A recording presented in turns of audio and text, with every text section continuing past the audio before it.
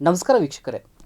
August 5ನೇ ತಾರೀಕು ರಾಜ್ಯ ಮುಖ್ಯ ಚುನಾವಣಾ ಅಧಿಕಾರಿ ವಿ ಅನ್ಬಕುಮಾರ್ ಅವರು ಪತ್ರಿಕಾಗೋಷ್ಠಿಯನ್ನು ನಡೆಸ್ತಾರೆ. ಕರ್ನಾಟಕ ರಾಜ್ಯದೊಳಗಡೆ ಪತ್ತೆಯಾಗದ ಮತದಾರರ ಸಂಖ್ಯೆ 1,11,00,000ದಷ್ಟಿದೆ ಅನ್ನುವಂತಹ ಮಾಹಿತಿಯನ್ನು ಅವರು ಕೊಡ್ತಾರೆ. ASDDO ಅಂತೇಳಿ ಇವರನ್ನು ವರ್ಗೀಕರಣ ಮಾಡಲಾಗಿದೆ ಅನ್ನುವಂಥ ಮಾಹಿತಿಯನ್ನು ಕೂಡ ಕೊಡ್ತಾರೆ. ಇಲ್ಲಿ ಈ ವಿಚಾರವನ್ನು ತಿಳಿದಾದ ಮೇಲೆ ಕರ್ನಾಟಕ ರಾಜ್ಯದ ಮತದಾರರು ಬಹಳಷ್ಟು ಆತಂಕಕ್ಕೊಳಗಾಗಿದ್ದಾರೆ. ಯಾಕೆ ಅಂತೇಳಿದರೆ, ಕರ್ನಾಟಕ ರಾಜ್ಯದೊಳಗಡೆ ಇದನ್ನು ಪ್ರತಿಶತ ಲೆಕ್ಕದಲ್ಲಿ ನೋಡಿದರೆ 20% ಆಗುತ್ತೆ. ಬೆಂಗಳೂರಿನಲ್ಲಿ ಬರೋಬ್ಬರಿ 50% ಹೆಚ್ಚು ಮತದಾರರು ಪತ್ತೆಯಾಗಿಲ್ಲ ಅನ್ನುವಂತಹ ಮಾಹಿತಿಯನ್ನು ಇದು ತಂದೊಡ್ಡಿದೆ. ಸಹಜವಾಗಿಯೇ ಮತದಾರರಿಗೆ ಆತಂಕ ಆಗುತ್ತೆ. ಅಂದರೆ ಸುಲಭವಾಗಿ ಹೇಳೋದಾದರೆ, ಕರ್ನಾಟಕ ರಾಜ್ಯದಲ್ಲಿ 5 ಜನ ಮತದಾರರಲ್ಲಿ ಒಬ್ಬರು ಮತದಾರ ಪತ್ತೆಯಾಗಿಲ್ಲ, ಬೆಂಗಳೂರಿನೊಳಗಡೆ 2 ಮತದಾರರಲ್ಲಿ ಒಬ್ಬ ಮತದಾರ ಪತ್ತೆಯಾಗಿಲ್ಲ ಅನ್ನುವಂಥದ್ದನ್ನು ನಾವು ಸುಲಭವಾಗಿ ಹೇಳ್ಬೋದು. ಯಾಕೆ ಈ ಆತಂಕಕ್ಕೆ ಕಾರಣ ಆಯಿತು? ಯಾವುದೇ ರೀತಿಯಾಗಿರ್ತಕ್ಕಂಥ ಗೊಂದಲಗಳನ್ನು ಮಾಡೋದಿಲ್ಲ, ಯಾವುದೇ ಮತದಾರರನ್ನು ಹೊರಗಡೆ ಇಡೋದಿಲ್ಲ ಅಂತ ಹೇಳಿದಂತಹ ಚುನಾವಣಾ ಆಯೋಗ ಈಗ ಈ ರೀತಿ 1 ಕೋಟಿಯಷ್ಟು ಮತದಾರರು ಪತ್ತೆ ಆಗ್ತಾ ಇಲ್ಲ ಅಂತ ಮಾಹಿತಿಯನ್ನು ಕೊಡ್ತಾರೆ ಅಂತ ಹೇಳಿದರೆ ಏನಿರ್ಬೋದು ಇದ್ರ ಉದ್ದೇಶ ಎನ್ನುವಂತಹ ವಿಚಾರವನ್ನು ಮಾತಾಡ್ತಾ ಹೋಗೋಣ. ನಾನು ಗುರುರಾಜ್ ದೇಸಾಯಿ, ನನ್ನೊಟ್ಟಿಗೆ KS ವಿಮಲಾ ಅವರಿದ್ದಾರೆ. ಕಳೆದ 3-4 ದಿನದ ಬೆಳವಣಿಗೆಗಳನ್ನು ಗಮನಿಸ್ತಾ ಇದ್ದೀವಿ. ಅದರಲ್ಲಿ ನಾವಂತರೂ ಸಾಕಷ್ಟು ಚರ್ಚೆ ಮಾಡಿದ್ದೀವಿ ಜನಶಕ್ತಿ ಮೀಡಿಯಾದೊಳಗಡೆ ಇದೇ ವಿಚಾರವನ್ನು ಇಟ್ಕೊಂಡು. SIR ಏನು ಅಪಾಯ ತರುತ್ತೆ, ಏನು ಎತ್ತು ಅಂತ ಬೇರೆ ಬೇರೆ ರಾಜ್ಯಗಳ ಅನುಭವ ಇಟ್ಕೊಂಡು ಮಾತಾಡಿದ್ವಿ. ಈಗ ಕರ್ನಾಟಕದೊಳಗಡೆ 1,11,00,000ದಷ್ಟು ಮತದಾರರು ಪತ್ತೆಯಾಗಿಲ್ಲ ಅನ್ನುವಂಥದ್ದನ್ನು ಸ್ವತಃ ಚುನಾವಣಾ ಮುಖ್ಯಾಧಿಕಾರಿಯೇ ಹೇಳಿದ್ದಾರೆ. ಒಂದು 3-4 ತಿಂಗಳ ಹಿಂದೆ ಮ್ಯಾಪಿಂಗ್ ಮಾಡುವಾಗಲೂ ಕೂಡ 1,10,00,000ದಷ್ಟು ಮತದಾರರು ಮ್ಯಾಪಿಂಗ್ ಆಗ್ತಾ ಇಲ್ಲ ಅನ್ನುವಂತಹ ಮಾಹಿತಿಗಳನ್ನು ಕೂಡ ಚುನಾವಣಾ ಆಯೋಗವೇ ಕೊಟ್ಟಿತ್ತು. ಸೊ ಇದನ್ನೆಲ್ಲದನ್ನು ನೋಡಿ ಆರಂಭಿಕ ಪೀಠಿಕೆಯಾಗಿ ಮಾತಾಡೋದಾದರೆ, ಬಹುಶಃ ನಾವು ಪ್ರಾರಂಭಿಕ ಹಂತದಿಂದ ಏನು ಅನುಮಾನಗಳನ್ನು ವ್ಯಕ್ತಪಡಿಸ್ತಾ ಇದ್ವೋ ಮತ್ತು ಅದು ಅನುಮಾನ ಕಲ್ಪನೆಯ ಊಹೆ ಮಾಡಿದ ಅನುಮಾನ ಆಗಿರಲಿಲ್ಲ. ಬಿಹಾರ ಜೂನ್ 2025ನಲ್ಲೇ ಶುರುವಾದಂಥದ್ದು, ಅದರ ಫಲಶ್ರುತಿ ಮತ್ತು ನಂತರ ಪಶ್ಚಿಮ ಬಂಗಾಳ. ಮತ್ತು ಭಾಳ ಸಾರಿ ನಾವು ನಮ್ಮ ಮೀಡಿಯಾದಲ್ಲೇ ಮಾತಾಡಿದ ಹಾಗೆ ಪಶ್ಚಿಮ ಬಂಗಾಳ ದೊಡ್ಡ ಸುದ್ದಿಯಾಗಿದ್ದು ಯಾಕೆ ಅಂತಂದರೆ, ಅಲ್ಲಿಯ ಅಂದಿನ ಚೀಫ್ ಮಿನಿಸ್ಟ್ರು ಅದನ್ನೊಂದು ದೊಡ್ಡ ಇಶ್ಯೂ ಮಾಡಿದ್ದು ಮತ್ತು ಅಲ್ಲಿರುವಂತಹ ಪ್ರಗತಿಪರ ಜನಮುಖಿ ಪಕ್ಷಗಳು, ಸಂಘಟನೆಗಳು ದೊಡ್ಡ ಸುದ್ದಿಯನ್ನು ಮಾಡಿರುವ ಕಾರಣಕ್ಕಾಗಿ. ಆದರೆ ಉತ್ತರ ಪ್ರದೇಶದಲ್ಲಿ ಎಲ್ಲವನ್ನ ಮೀರಿರುವಷ್ಟು ಮಟ್ಟಕ್ಕೆ ಅವರು ಎಕ್ಸ್ಕ್ಲೂಡ್ ಆಗಿದ್ದಾರೆ ಅಂತನ್ನುವಂತಹ ಸಂದರ್ಭ ಇದ್ದಿದ್ದನ್ನೆಲ್ಲ ಗಮನದಲ್ಲಿ ಇಟ್ಕೊಂಡು ನಾವು ಹೇಳಿದ್ವಿ, ಕರ್ನಾಟಕದಲ್ಲಿ ಅಂಥದ್ದೊಂದು ಆಗಬಾರ್ದು ಅಂತನ್ನೋದು ನಮ್ಮ ಆಶಯ ಇದ್ದಂಥದ್ದಾಗಿತ್ತು. ಆದರೆ ನಾವು ಏನು ಹೇಳಿದ್ವೋ ಅದು ಸತ್ಯ ಅಂತನ್ನೋದೀಗ ಗೊತ್ತಾಗ್ತಾ ಇದೆ. ಯಾಕೆಂದರೆ ಮುಖ್ಯ ಚುನಾವಣಾ ಆಯುಕ್ತರೇ ಮೊನ್ನೆ ಮಾಡಿದಂತಹ, ಅಂದರೆ ಪ್ರತಿ ಬುಧವಾರ ಅವರು ರಾಜಕೀಯ ಪಕ್ಷಗಳನ್ನು ಕರೆದು ಒಂದು ಚರ್ಚೆ ಮಾಡ್ತಾ ಇದ್ದರು, ರಾಜಕೀಯ ಪಕ್ಷಗಳಿಂದ ಅಹವಾಲುಗಳನ್ನು ಸ್ವೀಕರಿಸ್ತಾ ಇದ್ದರು. ಅದು ಎಷ್ಟರ ಮಟ್ಟಕ್ಕೆ ಜಾರಿಗೆ ಬರ್ತದೋ ಬಿಡ್ತದೋ ಗೊತ್ತಿಲ್ಲ, ಬಟ್ ಒಂದು ಆ ಥರದ ಒಂದು ಡೆಮೊಕ್ರೆಟಿಕ್ ವೇ ಆಫ್ ಫಂಕ್ಷನಿಂಗ್ ಅಂತ ತೋರಿಸುವಂತಹ ಕೆಲಸ ನಡೀತಾ ಇತ್ತು. ಬಟ್ ಮೊನ್ನೆ ಬುಧವಾರ ಅವರು ಆ ಸಭೆ ಮುಗಿಸಿದ ನಂತರ ಬಹುಶಃ ಇನ್ನು ಮುಂದೆ ಅಂತಹ ಒಂದು ಚರ್ಚೆಯನ್ನು ಮಾಡೋದಕ್ಕೆ ಪ್ರತಿ ಬುಧವಾರದ ಮೀಟಿಂಗನ್ನು ಕರೀದೇ ಇರಬಹುದು ಅನ್ನುವ ಸೂಚನೆ ಕೊಟ್ಟ ಹಾಗೆ ಅವರು ಕೊಟ್ಟಿರುವಂತಹ ಒಂದು ರೀತಿಯ ಕನ್ಕ್ಲೂಡಿಂಗ್ ಥರದ ಇದರಲ್ಲಿ ನಾವು ಏನು ಅನುಮಾನ ಪಟ್ಟಿದ್ವೋ ಅಥವಾ ಏನು ಆಗಬಾರ್ದು ಅಂತ ಹೇಳಿದ್ವೋ ಅದು ಆಗ್ತಾ ಇದೆ ಅಂತ ಅನ್ನೋದು ಕಣ್ಣಿಗೆ ಕಾಣ್ತಾ ಇದೆ. ಮತ್ತು ಇದು ಒಂದು ಸಿಸ್ಟಮಿಕ್ ಫೇಲ್ಯೂರ್. ಚುನಾವಣಾ ಆಯೋಗದ ಅಥವಾ ಚುನಾವಣಾ ಆಯೋಗದ ಮೂಲಕ ಶುದ್ಧೀಕರಣ ಅನ್ನುವ ಹೆಸರಿನಲ್ಲಿ ಕೇಂದ್ರದ ಸರ್ಕಾರ ಏನು ಮಾಡೋಕ್ಕೆ ಹೊರಟಿತ್ತಲ್ಲ, ಆ ಹೊರಟಿರುವ ಸಂದರ್ಭ ಮತ್ತು ಅವರ ಉದ್ದೇಶ ಇವೆರಡರ ಕಾರಣಕ್ಕಾಗಿಯೇ ಒಂದು ವ್ಯವಸ್ಥಿತವಾದಂತಹ ಮತ್ತು ವ್ಯವಸ್ಥೆಯ ವೈಫಲ್ಯ ಇದು ಅಂತ ನಾವು ಗುರುತಿಸ್ಬೋದು ಅಂತ ಹೇಳಕ್ಕೆ ಬಯಸ್ತೀನಿ ನಾನು. ಅದು ನೀವು ASDO ಪಟ್ಟಿ ನೋಡಿದ್ದೀರಿ ಅಂಥೇಳಿ ಅಂದ್ಕೊಳ್ತೀನಿ ನಾನು. ಆ ASDDO ಪಟ್ಟಿಯೊಳಗಡೆ ಅತಿ ಕಡಿಮೆ ಇರುವಂಥದ್ದು ಉಡುಪಿಯಲ್ಲಿ 6% ಮತದಾರರು ಪತ್ತೆಯಾಗಿಲ್ಲ ಅನ್ನುವಂಥದ್ದಿದೆ. ಆತಂಕ ಇರೋದೇನು ಅಂತ ಹೇಳಿದರೆ, BBMP ಸೌತ್ ಅಂತ ಅಂದರೆ ಜೋನಲ್ಗಳ ಥರ ಮಾಡಿದಾರಲ್ಲ, BBMP ಸೌತ್ ಒಳಗಡೆ 50% ಮತದಾರರು ಪತ್ತೆಯಾಗಿಲ್ಲ ಅನ್ನುವಂಥದ್ದು. ಅಂದರೆ ಬೆಂಗಳೂರಲ್ಲಿ ಹೆಚ್ಚು ಕಡಿಮೆ 28 ವಿಧಾನಸಭಾ ಕ್ಷೇತ್ರದೊಳಗಡೆ 10ಕ್ಕೂ ಹೆಚ್ಚು ವಿಧಾನಸಭಾ ಕ್ಷೇತ್ರದೊಳಗಡೆ 50% ಮತದಾರರು ಪತ್ತೆಯಾಗಿಲ್ಲ ಅನ್ನುವಂತಹ ಮಾಹಿತಿಯನ್ನು ಅದು ASDDO ಕೊಡ್ತಾ ಇದೆ. ಅದರೊಳಗಡೆ ಆತಂಕ ಇನ್ನೂ ಇರೋದೇನು ಅಂತ ಹೇಳಿದರೆ, ಬೊಮ್ಮನಹಳ್ಳಿಯೊಳಗಡೆ 57% ಮತದಾರರು ಪತ್ತೆ ಆಗ್ತಾ ಇಲ್ಲ ಅನ್ನುವಂಥದ್ದು. ವಿಜಯನಗರದೊಳಗಡೆ 54% ಮತದಾರರು ಪತ್ತೆ ಆಗ್ತಾ ಇಲ್ಲ ಅನ್ನುವಂಥದ್ದು.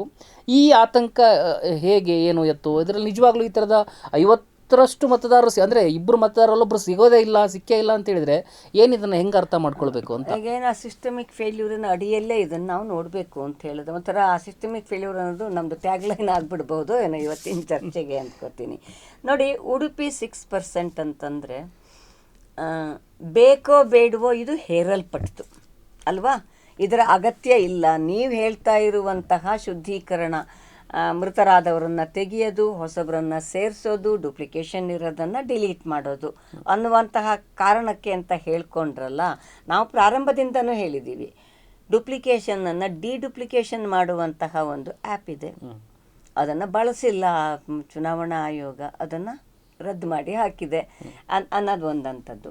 ಇನ್ನು ಡೆತ್ತು ಮತ್ತು ಹೊಸ ಸೇರ್ಪಡೆಗೆ ಸಾಮಾನ್ಯವಾಗಿ ಚುನಾವಣಾ ಆಯೋಗ ಏನು ಮಾಡ್ತಾ ಇತ್ತೋ ಅದನ್ನು ಇನ್ನೊಂದು ಸ್ವಲ್ಪ ಸಿಸ್ಟಮೆಟೈಸ್ ಆಗಿ, ಯಾಕಂದರೆ ಇವತ್ತು ತಂತ್ರಜ್ಞಾನದ ಯುಗದಲ್ಲಿ ಇದ್ದೀವಿ ನಾವು, ಅಂಥದ್ದನ್ನು ಮಾಡಿದ್ದಿದ್ರೆ ಬಹುಶಃ ಇದಕ್ಕೆ ಇಡೀ ಈ ಪ್ರೋಸೆಸ್ಸಿಗೆ ಜೂನ್ 2025ಇಂದ ಇದು ಮುಗಿಯುವವರೆಗೆ ಎಷ್ಟು ಸಾವಿರ ಕೋಟಿ ಹಣ ಖರ್ಚಾಗ್ತದೆ ನಮ್ಗೆ ಯಾರಿಗೂ ಗೊತ್ತಿಲ್ಲ. ಯಾರ ಹಣ ಖರ್ಚಾಗೋದು? ನಮ್ಮದೇ ತೆರಿಗೆಯ ಹಣ, ದೇಶದ ಹಣ.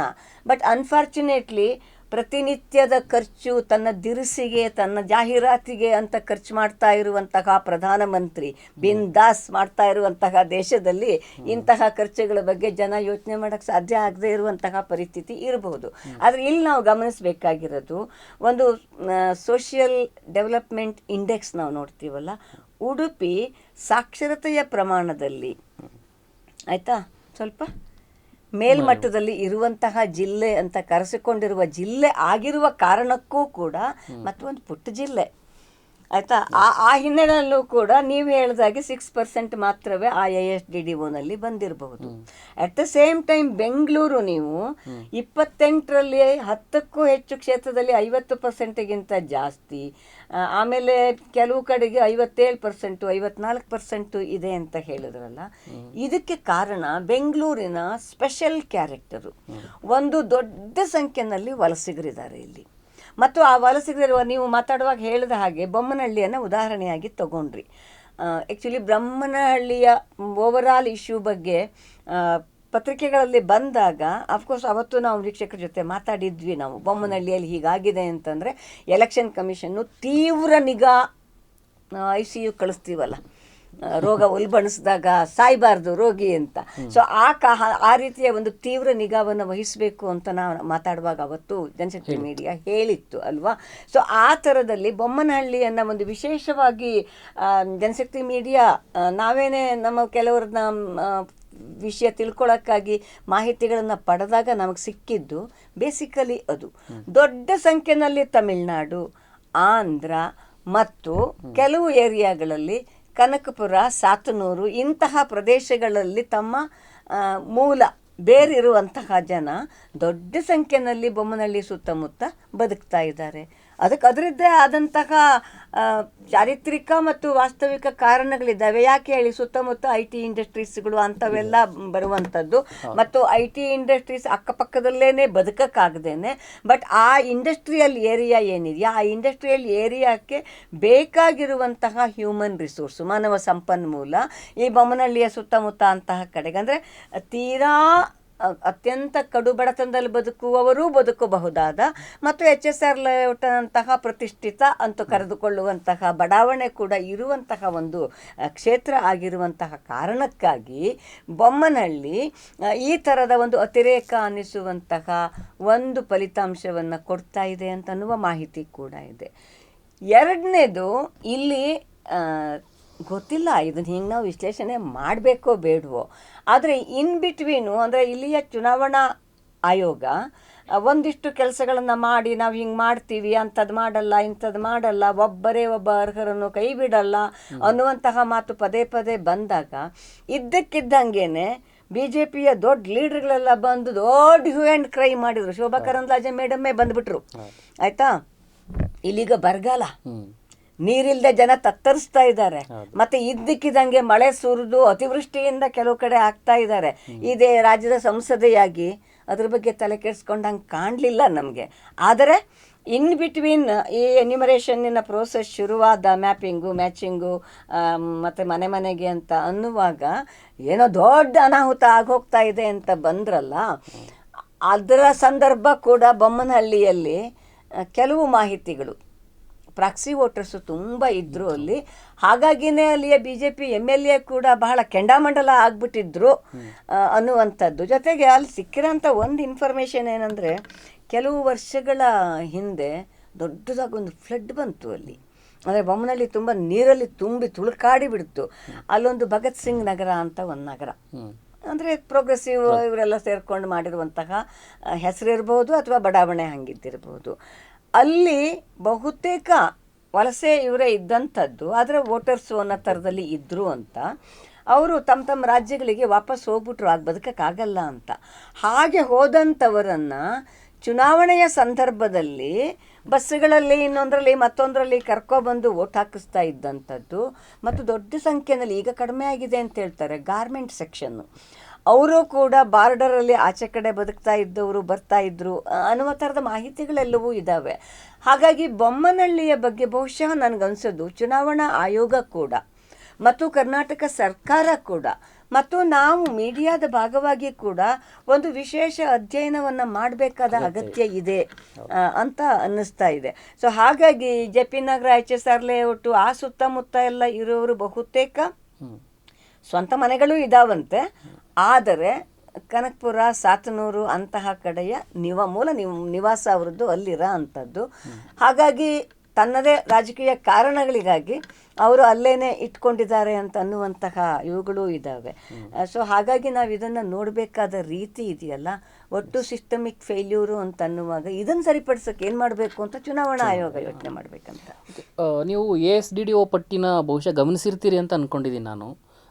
ಸುಮ್ಮನೆ ಬೇರೆ ನನಗೆ ಇಷ್ಟಪಟ್ಟ ಅಥವಾ ನನಗೇನೋ ಒಂದು ಇಂಟ್ರೆಸ್ಟಿಂದ ಆ ವಿಧಾನಸಭಾ ಕ್ಷೇತ್ರಗಳ ಪಟ್ಟಿಯನ್ನು ತೆಗೆದು ನೋಡಿ ಸುಮ್ಮನೆ ಯಾವುದೋ ಒಂದು ಬೂತದ್ದು ಹಾಕಿ ನೋಡಿದಾಗ ಅಲ್ಲಿ ನನಗೆ ಸಿಕ್ಕಿದ ನಂಬರಲ್ಲಿ ಬಹುತೇಕ ಪರ್ಮನೆಂಟ್ ಶಿಫ್ಟೆಡ್ ಅನ್ನುವಂಥ ನಂಬರ್ಗಳೇ ಜಾಸ್ತಿ ಇತ್ತು. ಅಂದರೆ ಮತದಾರರು ಜೀವಂತ ಇದ್ದಾರೆ, ಬಟ್ ಪತ್ತೆ ಹಚ್ಚಕ್ಕಾಗ್ತಾ ಇಲ್ಲ. ಇದನ್ನು ಹೆಂಗೆ ಅಂತ ಒಂದು ದೇರ್ ಆರ್ 2 ಥಿಂಗ್ಸ್.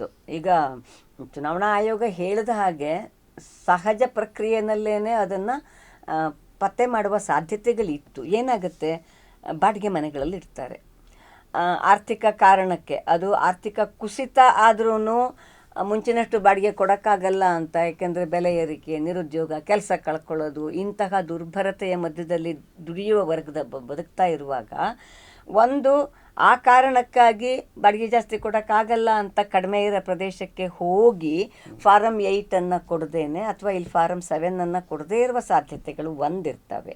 ಎರಡನೇದು, ಸ್ವಲ್ಪ ಎಕನಾಮಿಕಲಿ ಸ್ಟೆಬಿಲೈಸ್ ಆಗುವ ಸ್ಥಿತಿ ಬಂದ ತಕ್ಷಣ ಇನ್ನೊಂದು ಪ್ರದೇಶಕ್ಕೆ ಸ್ಥಳಾಂತರಗೊಳ್ಳುವ, ಅಂದರೆ ಇವು ಕಾಮನ್ ಫಿನಾಮಿನಾ, ಹೊಸತಲ್ಲ. ಆದರೆ ಅಂಥದ್ದು ಆದಾಗ ಫಾರಮ್ 8 ಕೊಟ್ಟು ನಾನು ನನ್ನ ಹೊಸ ಪ್ರದೇಶಕ್ಕೆ ಮಾಡ್ಕೋಬೇಕು ಅಂತನ್ನುವ ಒಂದು ಕಾಮನ್ ಅಂಡರ್ಸ್ಟ್ಯಾಂಡಿಂಗು ಅಥವಾ ಅವೇರ್ನೆಸ್ಸು ಎಷ್ಟು ಜನಕ್ಕೆ ಇರ್ತದೆ ಒಂದು. ಎರಡನೇದು, ಇದುವರೆಗೂ ನಮ್ಮ ದೇಶದಲ್ಲಿ ಚುನಾವಣೆಯ ಪ್ರಕ್ರಿಯೆ ನಡೆದ ಈ ಕಾಲಘಟ್ಟದಲ್ಲಿ ನೀವು ಇಂಥದ್ದು ಒಂದನ್ನು ಮಾಡ್ಕೋಬೇಕು ಅಂತನ್ನುವಂತಹ ಒಂದು ಕಟ್ಟುನಿಟ್ಟಿನ ಕ್ರಮವೋ ಕಡ್ಡಾಯವೋ ಅಥವಾ ತಿಳುವಳಿಕೆಯನ್ನು ಕೊಡುವಂತಹ ಕೆಲಸಗಳು ಆಗಿಲ್ಲ.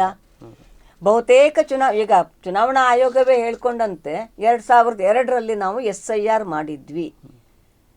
ನಾನು ಹಲವು ಸಾರಿ ನಮ್ಮ ಮೀಡಿಯಾದಲ್ಲಿ ಇದ್ರ ಬಗ್ಗೆ ಮಾತಾಡಿದ್ದೀನಿ.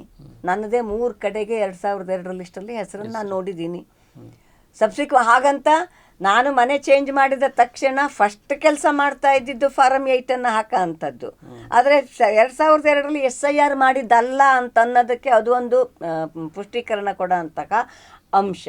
ಸೊ ಹೀಗೆ ಆ ಥರದಲ್ಲಿ ಶಿಫ್ಟ್ ಆದಂಥವರು ಮಾಡ್ಕೋಬೇಕು ಅಂತಿದೆಯಲ್ಲ, ಇದಕ್ಕೆ ಸೆಪ್ಟೆಂಬರಲ್ಲೇ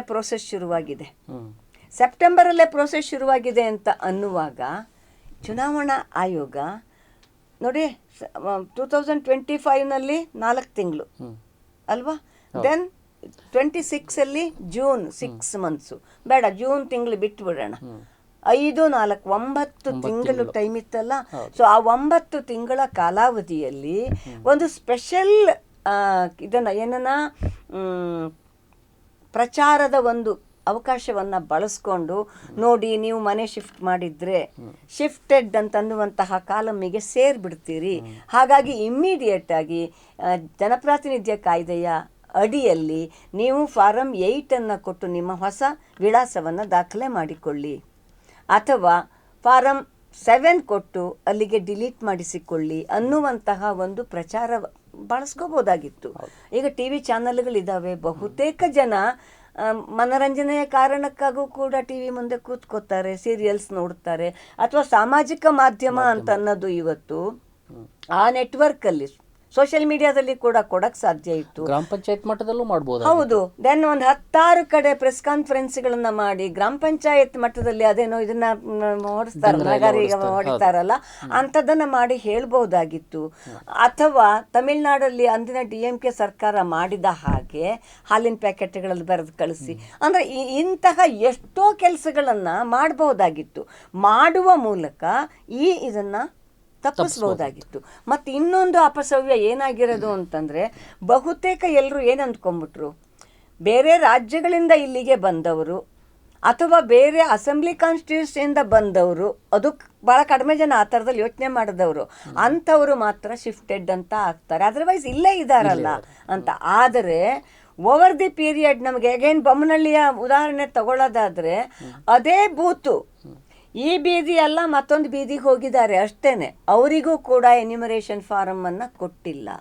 ಓಕೆ, ಕೊಡದೇ ಇರೋದಕ್ಕೆ ಅವರಿಗೆ ಅವರದ್ದೇ ಆದಂತಹ ಆಡಳಿತಾತ್ಮಕ ಬಿಕ್ಕಟ್ಟುಗಳು ಇರಬಹುದು, ನಾನು ಒಪ್ಕೋತೀನಿ ಅದನ್ನು. ಒಬ್ಬ ಚುನಾವಣಾ ಪ್ರಕ್ರಿಯೆ ಗೊತ್ತಿರುವ ಮತ್ತು ಒಂದು ರಾಜಕೀಯ ಪ್ರಜ್ಞೆ ಇರುವ ಯಾರ್ಯಾದರೂ ಯೋಚನೆ ಮಾಡಬೇಕು ಇದನ್ನು.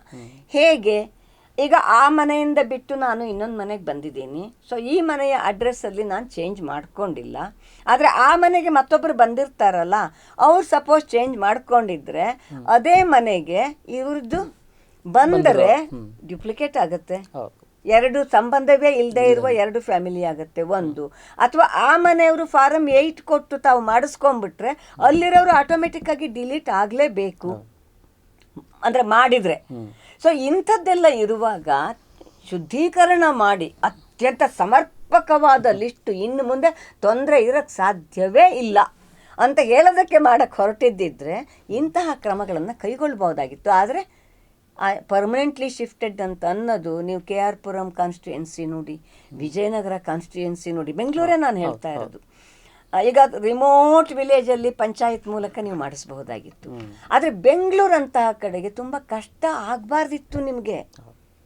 ಯು ಆರ್ ಹ್ಯಾವಿಂಗ್ ಎವ್ರಿ ತಾಂತ್ರಿಕ ನೈಪುಣ್ಯತೆಯನ್ನು ಇರುವಂತಹ ದೊಡ್ಡ ನಗರ ಇದು. ಸೊ ಹಾಗಾಗಿ ಇಲ್ಲಿ ಅಗೈನ್ ನಾವು ಹೇಳಬೇಕಾಗಿರೋ ಅಂಥದ್ದು systemic failure, election commission failure ಆಯಿತು. ಮತ್ತು ಇನ್ನೊಂದು ಏನಾಯಿತು ನೋಡಿ, 1,11,11 ಅಲ್ವಾ, ಅದು ವಿತಿನ್ 2 days ಕೊಟ್ಟಿರೋದು, 4 ದಿನ ಸಮಯ.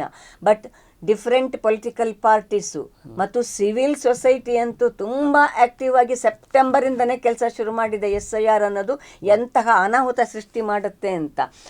ಸೊ ಹಾಗಾಗಿ ನೀವು ಟೈಮನ್ನು ಎಕ್ಸ್ಟೆಂಡ್ ಮಾಡಲೇಬೇಕು ಅನ್ನುವಾಗ 10 ದಿನದ ಎಕ್ಸ್ಟೆನ್ಷನ್ ಸಿಕ್ತು.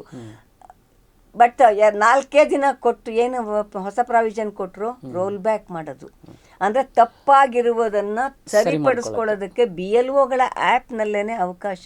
ಕೇವಲ 2 ದಿವಸದಲ್ಲಿ, ಇದನ್ನು 5ನೇ ತಾರೀಕಲ್ವಾ ಅನೌನ್ಸ್ ಮಾಡಿದ್ದು, 6-7 ನೀವೇ ಹೇಳಿದ ಹಾಗೆ 1,10,00,000 ಇಳಿದಿದೆ.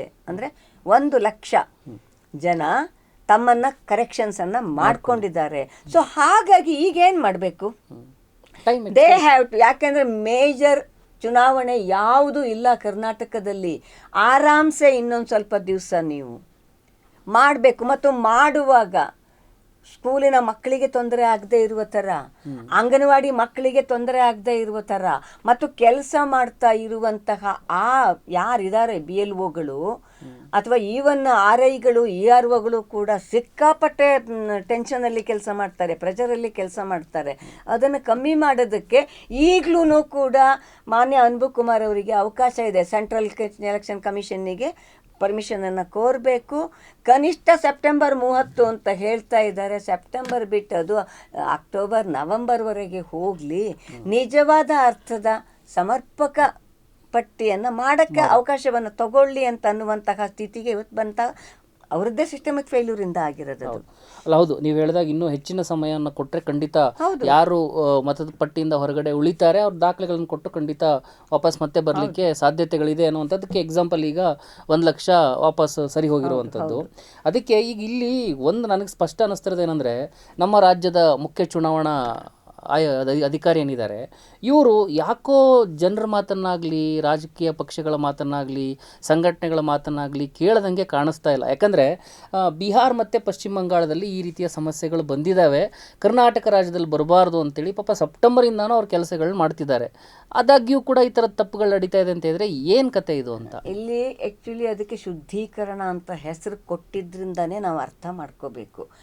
ಈಗ ನೋಡಿ, ಪಶ್ಚಿಮ ಬಂಗಾಳ 93,00,000, ದೆನ್ 27 ಲಕ್ಷ ಜನ ಅಡ್ಜುಡಿಕೇಷನಲ್ಲಿದ್ದು ವೋಟ್ ಹಾಕೋಕ್ಕೂ ಆಗಲಿಲ್ಲ. ಸುಪ್ರೀಂ ಕೋರ್ಟ್ವರೆಗೆ ಹೋಯಿತು.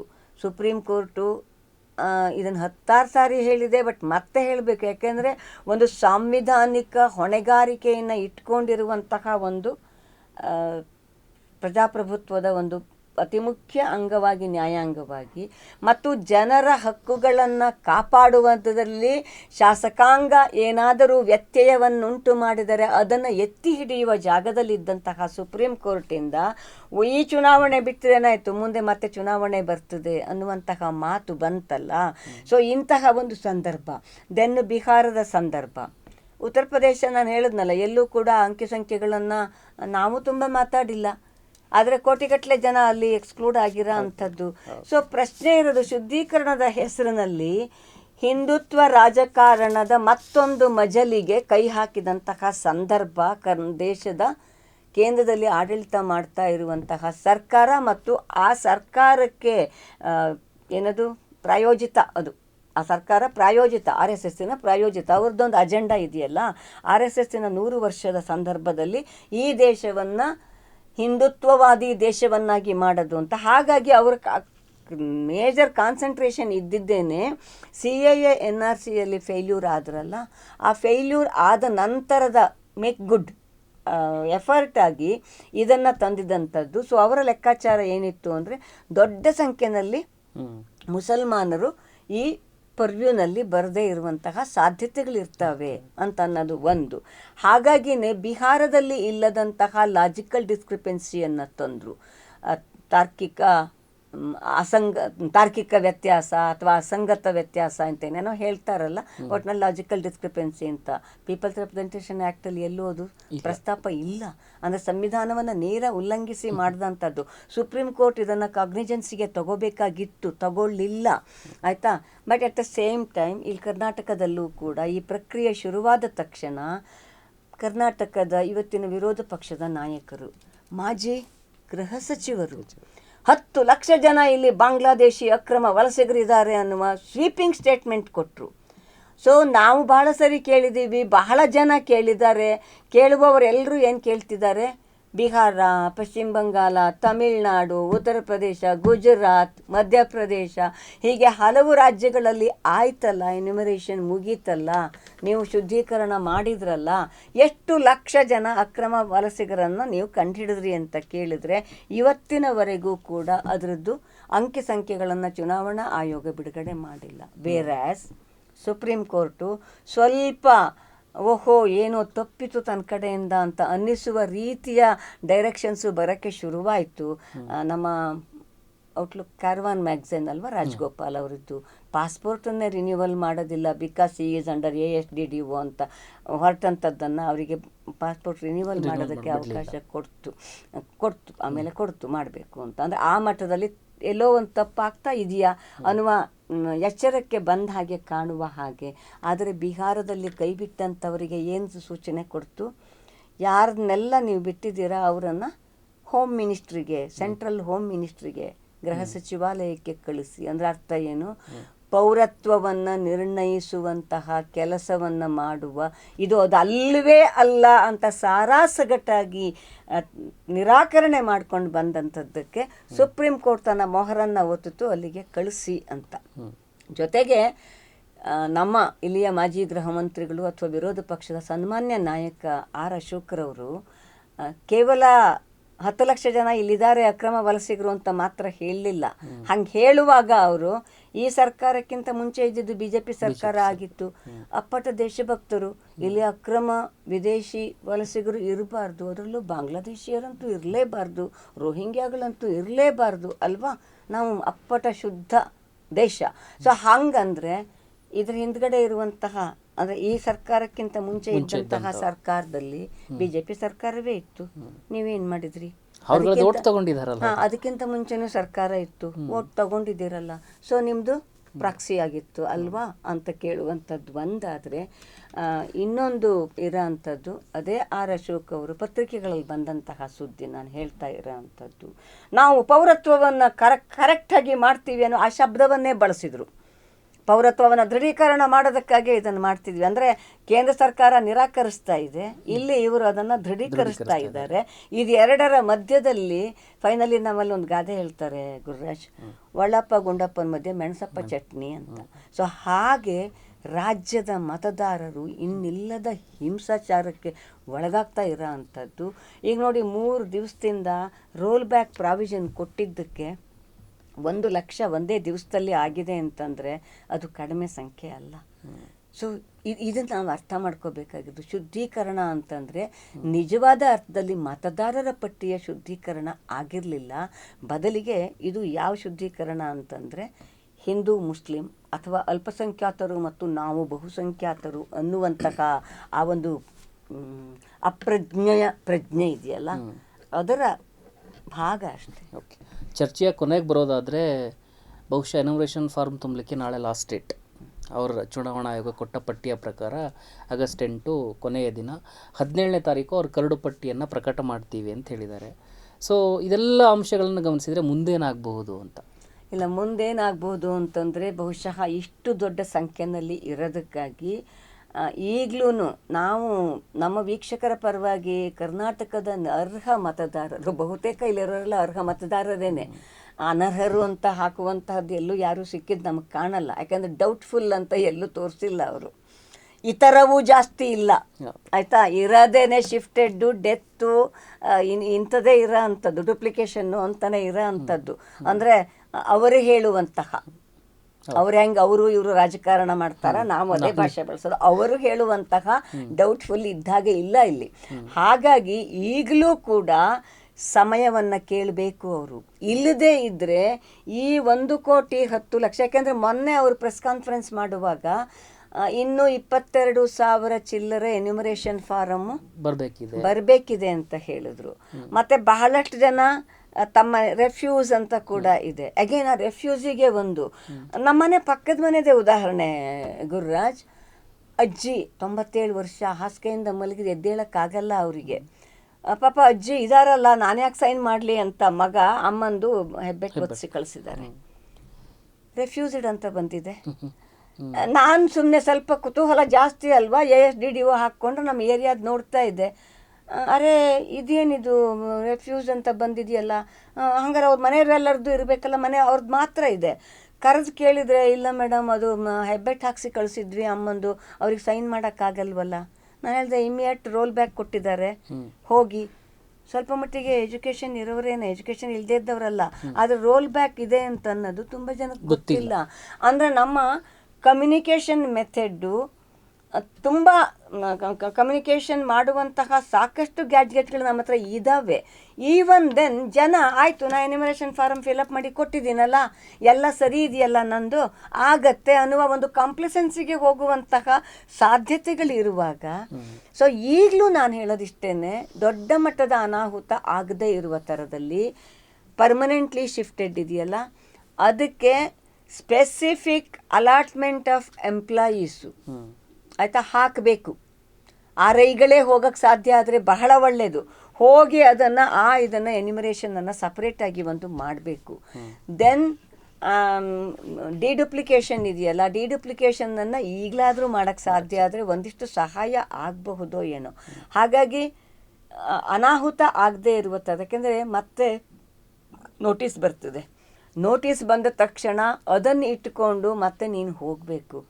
ದುಡಿದು ಹೊಟ್ಟೆ ತುಂಬಿಸ್ಕೊಳ್ಳುವ ಜನ, ಅವತ್ತಿನ ಊಟಕ್ಕೆ ಅವತ್ತು ದುಡಿಯುವಂತಹ ಜನ ಯಾವ BBMP ಆಫೀಸ್ ಮುಂದೋ, GBA ಆಫೀಸ್ ಮುಂದೋ ಅಥವಾ ಪಂಚಾಯತ್ ಆಫೀಸ್ ಮುಂದೋ ಹೋಗಿ ಕ್ಯೂ ನಿಂತು ಇದನ್ನು ಮಾಡೋಕ್ಕೆ ಸಾಧ್ಯ? ನಂಬರ್ 1. ನಂಬರ್ 2, ಕರ್ನಾಟಕ ಸರ್ಕಾರ ತನ್ನ ಪ್ರಾವಿಷನ್ನಿನ ಅಡಿಯಲ್ಲಿ ಶಾಶ್ವತ ನಿವಾಸದ ಸರ್ಟಿಫಿಕೇಟನ್ನು ಕೊಡ್ತೀವಿ ಅಂತ ಹೇಳಿದ್ರು ಸಾಕಷ್ಟು ಜನ ತಗೊಂಡು ಇರಬಹುದು. ಆದರೆ ಎಷ್ಟು ಜನಕ್ಕೆ ಶಾಶ್ವತ ನಿವಾಸ ಅಂತ ಅನ್ನುವಂತಹ ಸಾಧ್ಯತೆಗಳಿದ್ದಾವೆ? ಅದೇನೋ 6 ವರ್ಷವೋ 5 ವರ್ಷವೋ ಏನೇನೋ ಕ್ರೈಟೀರಿಯಾಗಳಿದ್ದಾವೆ. ಅದು ಎಷ್ಟು ಜನಕ್ಕೆ ಮಾಡ್ಲಿಕ್ಕೆ ಸಾಧ್ಯ ಆಗುತ್ತೆ? ಸೊ ನಿನ್ನ ಕುತ್ಸಿತ ರಾಜಕಾರಣದ ಬೇಳೆ ಬೇಯಿಸ್ಕೊಳ್ಳೋಕ್ಕಾಗಿ ದೇಶದ ದುಡಿಯುವ ಜನರ ಬದುಕನ್ನು ಹಿಂಡಿ ಹಿಪ್ಪೆ ಮಾಡೋದಿದೆಯಲ್ಲ, ಅದನ್ನು ತಡಿಬೇಕು ಅಂದರೆ ಎಲೆಕ್ಷನ್ ಕಮಿಷನ್ನು ಒಂದು ಸಾಂವಿಧಾನಿಕ ಸ್ವಾಯತ್ತ ಸಂಸ್ಥೆ. ಅದು ಜನಪ್ರಾತಿನಿಧ್ಯ ಕಾಯ್ದೆಯ ಅಡಿಯಲ್ಲಿ ಜನರ ಮತದಾನದ ಹಕ್ಕನ್ನು ಉಳಿಸುವಂತಹ ಜವಾಬ್ದಾರಿ ಹೊಣೆಯನ್ನು ಅರಿತು ದೊಡ್ಡ ಮಟ್ಟದ ತೊಂದರೆ ಆಗದೇ ಇರುವ ಥರದಲ್ಲಿ may be Kerala single digit ಅಥವಾ ಸ್ಮಾಲ್ ಡಬಲ್ ಡಿಜಿಟ್ಟಿಗೂ ಹೋದಂತಹ ರೀತಿಯಲ್ಲಿ ಮಾಡೋದಕ್ಕೆ ಅವಕಾಶ ಕೊಟ್ಟು ಡೇಟ್ ಎಕ್ಸ್ಟೆಂಡ್ ಮಾಡೋದಕ್ಕೆ ಕೇಳೋದ್ರಲ್ಲೇ ಇರೋ ಅಂಥದ್ದು ಅಂತ ನನಗನ್ಸೋದು. ಅದು ಇಲ್ಲದೇ ಇದ್ದರೆ ಆಗಲೇ ಸಿವಿಲ್ ಸೊಸೈಟಿಯ ಸಂಘಟನೆಗಳು ತುಂಬ ಆ್ಯಕ್ಟಿವ್ ಆಗಿ ಕೆಲಸ ಮಾಡ್ತಾವ್ರು ಹೇಳ್ತಿದ್ದಾರೆ. ಬೀದಿಗಿಳಿದೇ ಬೇರೆ ದಾರಿ ಇಲ್ಲ ನಮಗೆ, ಜನಜಿಗಳು ನಮಗೆ ಪಾಠ ಕೊಟ್ಟಿದ್ದಾರೆ ನಮಗೆ. ಸೊ ಮಕ್ಕಳಿಗೆ ನಾವು ಕಲಿಸಿದ್ವಿ, ಈಗ ಮಕ್ಕಳಿಂದ ನಾವು ಕಲ್ತಿದ್ದೀವಿ ಅನ್ನುವ ಶಬ್ದಗಳು ಬಂದಿದ್ದಾವೆ. ಸೊ ಅಂತಹ ಸ್ಥಿತಿಗೆ ಜನರನ್ನು ದೂಕದೆ, ಸಮಾಜವನ್ನು ದೂಕದೆ, ನಿಜವಾದ ಅರ್ಥದಲ್ಲಿ ಒಂದು ಸಮರ್ಪಕವಾದಂತಹ ಶುರು ಮಾಡಿಬಿಟ್ಟಿದ್ದೀರಿ ಸರ್ಕಸ್ಸನ್ನು. ಅದನ್ನು ಪರಿಪೂರ್ಣಗೊಳಿಸೋದಕ್ಕೆ ಅಂಥದ್ದೊಂದು ಸರಿಯಾದ ಕ್ರಮ ತಗೊಳ್ಳೋದೇ ಒಂದು ದಾರಿ ಉಳಿದಿರೋದು ಗುರುರಾಜ್. ಇಲ್ಲದೇ ಇದ್ದರೆ ದೊಡ್ಡ ಮಟ್ಟದ ಅನಾಹುತ ಆಗೋದ್ರಲ್ಲಿ ಯಾವ ಡೌಟೂ ಇಲ್ಲ. ಓಕೆ, ಬಹುಶಃ SIR ಕುರಿತಾದ ಈ ಚರ್ಚೆ ನಮ್ಮ ವೀಕ್ಷಕರಿಗೆ ಮತ್ತು ರಾಜ್ಯದ ಅನೇಕ ಜನರಿಗೆ ಉಪಯುಕ್ತ ಆಗುತ್ತೆ ಅಂತೇಳಿ ನಾನು ಬಯಸ್ಕೊಳ್ತೀನಿ. ಚುನಾವಣಾ ಆಯೋಗ ಈಗ ಮುಖ್ಯವಾಗಿ ಮಾಡಬೇಕಾಗಿರುವಂಥದ್ದು ಒಂದು ಕೆಲಸ, ನಮ್ಮ ಚರ್ಚೆಯ ಒಟ್ಟಾರೆ ಸಾರಾಂಶವನ್ನು ಕೊಡೋದಾದರೆ ರೋಲ್ ಬ್ಯಾಕಿಗೆ ಸಾಕಷ್ಟು ಅವಕಾಶವನ್ನು ಕೊಡಬೇಕು ಮತ್ತು ಅವರೇ ಭರವಸೆ ಕೊಟ್ಟಂತೆ ಯಾವುದೇ ಅರ್ಹ ಮತದಾರರನ್ನು ಹೊರಗಡೆ ಉಳಿಯದಂತೆ ನೋಡಿಕೊಳ್ಳುವಂಥ ಜವಾಬ್ದಾರಿ ಚುನಾವಣಾ ಆಯೋಗದ ಮೇಲೆ ಇದೆ ಅಂತ ಹೇಳ್ತಾ ಈ ಚರ್ಚೆಯನ್ನು ಮುಗಿಸ್ತಾ ಇದ್ದೀನಿ. ವಸ್ತುನಿಷ್ಠ ವಿಶ್ಲೇಷಣೆಗಾಗಿ ಜನಶಕ್ತಿ ಮೀಡಿಯಾ ನೋಡ್ತಾ ಇರಿ.